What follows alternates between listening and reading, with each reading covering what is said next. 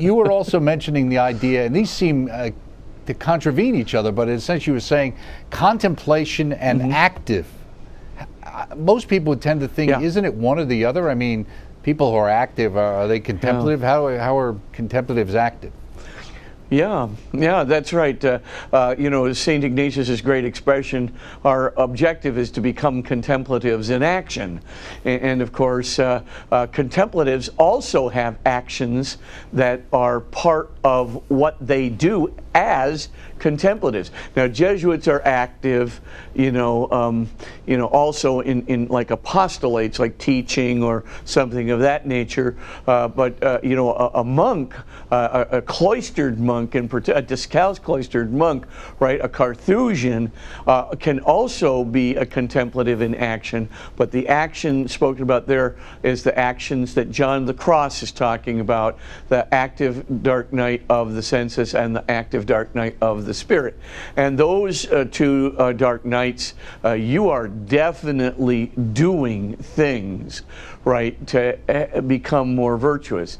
You're definitely trying to get the simplicity of life, and you're trying to get to nip temptations in the bud. You're trying definitely to spend more and more time with the Lord in prayer, so that the separation from the Lord, it just becomes more intolerable and painful. And of course, that is going to cultivate the virtues in the long run. And it's tough. I mean, these 7 deadly sins, you don't just blast through the purgative way. I mean, believe me, gluttony, drunkenness, sloth, and lust can be challenges, all in themselves. And sloth has never been my problem, but everything else can have its challenge. It takes time, and God has to.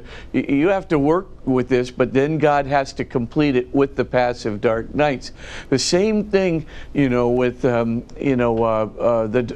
spiritual sins, right? Greed. I used to have a greed problem, but of late this has not been a biggie, and envy's just never been a biggie, or vanity. But boy, on the other fronts, anger and pride, I got to tell you, big time. These are like really tough things to deal with, but everybody's got their deal, right? Everybody's got their sins, everybody's got their challenges, and we do have to go through those action steps, but in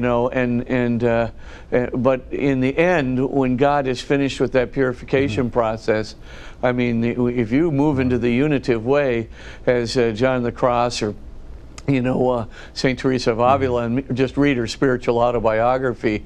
I mean, you can see, and Therese of Lisieux, even amidst the miseries that she felt, all these things, you move in that unitive way, you're in ecstasy. Look at what happened to Mother Teresa. I mean, she was in a dark night for a long, long time. But, God came right on through, and she trusted. And, and that's the dark night of the spirit, the passive dark night of the spirit, and that's a tough go.